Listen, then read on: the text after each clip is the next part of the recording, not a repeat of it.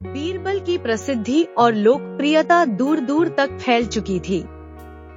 वह सबसे कठिन समस्याओं का समाधान खोजने के लिए जाने जाते थे। एक सुबह एक व्यापारी रोता हुआ दरबार आया। मेरी मदद करो। ओह, कृपया तुम्हें मेरी मदद करनी होगी। मैं क्या करूं? मैं बर्बाद हो गया हूं। वह रोया। बीरबल ने उसे शांत किया और कहा, चिंता मत करो, हम कोई रास्ता निकाल लेंगे। चलो मुझे बताओ कि क्या हुआ। व्यापारी ने समझाया। मेरे प्यारे साहब, मेरा सारा सोना लूट लिया गया है। इसी मेरे बेडरूम में एक तिजोरी में रखा गया था। घर में किसी के घुसने का कोई संकेत नहीं है और दरवाजे अंदर से बंद थे। खिड़कियां भी बरकरार है और यह ग्रिल से ढका हुआ है। बीरबल ने पूछा, क्या कल कोई मेहमान आया था? नहीं, कोई मेहमान नहीं आया। पूरे दिन घर में सिर्फ मेरे 4 नौकर ही मेरे साथ थे। मेरा परिवार किसी शादी में शामिल होने गया है। वे कल ही लौटेंगी। मुझे नहीं पता मेरी बीवी क्या कहेगी। क्या तुम्हें अपने किसी नौकर पर शक है? नहीं, मुझे नहीं लगता। वे कई सालों से मेरे लिए काम कर रही है।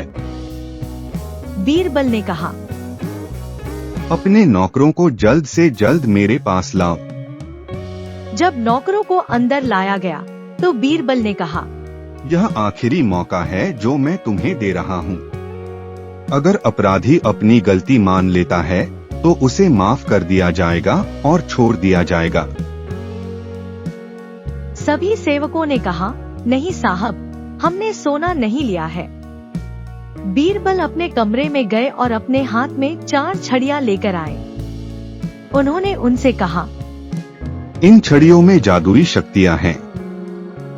मेरे दादाजी इसे हिमालय से लाए थे। अगर कोई चोर इन्हें छू ले तो ये छड़ियां 1 इंच लंबी हो जाती हैं। प्रत्येक नौकर को एक छड़ी देने के बाद उन्होंने कहा, इसे रात भर संभाल कर रखना और सुबह मेरे पास ले आना। जिसकी छड़ी 1 इंच भी बड़ी हो वही चोर है। अगली सुबह नौकर दरबार में इकट्ठे हुए। बीरबल ने चारों लकड़ियों को एक दूसरे के बगल में रखकर उनकी तुलना की। उसने पाया कि एक छड़ी बाकी की तुलना में 1 इंच छोटी थी। उसने उस नौकर को पकड़ लिया जिसने उसे वह छड़ी दी थी और व्यापारी से कहा, यह चोर है। नौकर को व्यापारी के पैरों पर गिरने में देर नहीं लगी। मुझे माफ कर दो मेरे मालिक। ओह, कृपया मुझे माफ कर दो। सोना सुरक्षित है। मैं इसे आपको वापस कर दूंगा।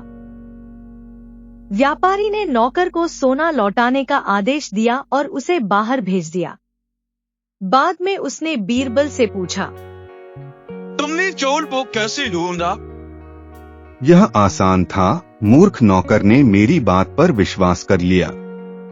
जब मैंने कहा कि छड़ी बड़ी हो जाएगी, उसने छड़ी को 1 इंच काट दिया ताकि अगर वह बड़ी हो जाए तो वह अन्य छड़ियों के समान आकार की हो जाए। व्यापारी ने बीरबल को धन्यवाद दिया और उसे अच्छा इनाम दिया।